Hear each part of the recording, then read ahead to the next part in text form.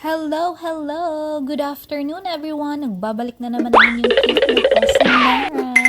And for today's video ay magluluto tayo ng pork sinigang. So watch this video, guys!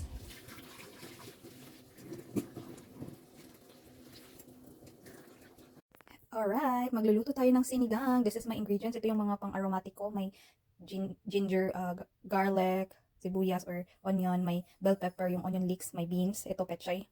Then patatas kasi mahirap maghanap dito ng tawag nito, gabi. Yun, mahirap. Pupunta ka pa dun sa Asian store din, malayo din. Ito may buto-buto ako dito, pinakuluan ko na siya, hinugasan ko na para mawala na yung mga lansa-lansa, and then mag-a-add ako ng konting laman. Ayun lang. Let's start cooking. So, ayun na nga guys, start na tayong magisa. So, may mainit na mantika na ako dito. So, inuna ko na itong ating luya or ginger. Haluin lang natin yan ng mabuti para mabango. So, ayan, isundan natin ang ating bawang. So, and then ang ating onion. So, igigisa ko lang siya guys ha, kasi meron akong yung hilaw pa na karne kanina, hindi ko siya pinakuluan. Nag-add lang ako nun kasi yung asawa ko, hindi siya masyadong, or hindi niya gusto yung mga buto-buto lang. So, yan, kailangan ko mag-add ng meat talaga. So, ayan, igisa lang natin siya sa ito. And then, nilagyan ko na siya ng ating asin at saka paminta. Then, maglalagay din ako ng konting tawag yan, paprika lang naman. So, haluin lang muna natin siya ng mabuti. Yan, halo-halo.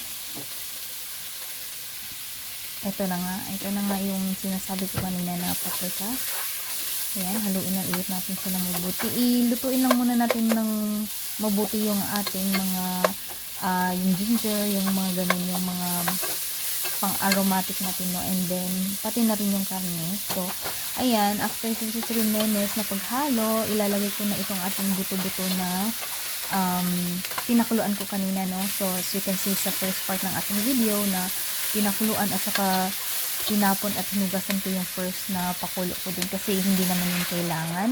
So, ayan na nga, mag-a-add na ako ng isang basong tubig, tapos pakuluan ko siya ng 10 minutes. Ayan, ang lakas ng, or ang bilis ng ating transition. After 10 minutes, hinalo-halo ko siya.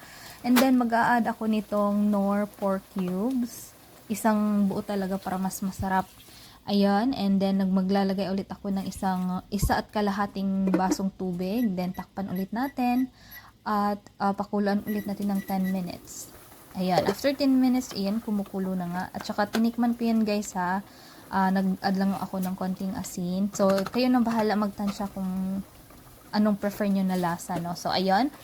Ang kagandahan dito sa kanila guys is maganda yung mga karne nila kasi hindi siya masyadong matigas. Malalambot yung mga, hindi tayo mahirapan magpalambot ng kanilang mga karne. So, yun na nga, sinunod ko na yung ating patatas. Pinakuluan ko lang yan siya ng about 3 or 5 minutes. Sa mahinang apoy lang din. Ayan. So, chinek ko siya. Okay na yung karne at saka yung patatas. So, make sure na i-double check nyo siya guys, no? So, ayan. Malambot. Mga around 20 to 30 minutes ko lang siya pinakuluan itong ating karne. Okay na siya. Then, halo-halo na yung beans ko dyan kasi may mga natira pa ako nung last na gulay na niluto ko, no? So, ayan. Isasabay ko na rin itong tangkay ng ating pechay kasi matigas siya guys. Ang lalaki kasi ng mga pechay nila dito. And then, ayoko talaga ng yung parang half cook lang ba na gulay. So, ayan. Lutuin lang natin siya ng bahagya lang. Yung tamang-tama lang. Then, nag-add ako ng kalahating basong tubig kasi parang nakukulangan ako. Ayan. So, after like 5 minutes na pagpapakulo, okay na yan sa akin. Hinalo-halo ko lang siya. And then, isusunod na natin itong ating mga dahon-dahon or like, itong, tawag na ito, pechay na dahon. And then, ilagay ko na rin itong ating Knorr na sinigang mix. So, ayan. Kalahati na lang yung natira. So, inubos ko na. Kasi dito guys, konti lang ang nilagay ko kasi dalawa na kami kakain. Kung ako lang, iubos ko talaga yung isa. So, ayan, nilagay ko na nga yung petsa, yung green na onion leeks natin and also ito bell pepper. Kasi marami din ako bell pepper, no? So, nilagay ko na din. So, pakuluan lang natin yan ng about 3 minutes. Ayan. So, para hindi naman ma-overcook yung ating gulay, no? So, ayan. After 3 minutes, ang sarap na, guys. Luto ng ating sinigang or pork sinigang. Ayan, I can't wait to eat, no? So, ayan na nga. And dito na din magtatapos ang aking voice over. Thank you so much for watching. God bless. Bye-bye. Maybe because it's summer. Or because of the rain, wash out the dirt. Is this at home?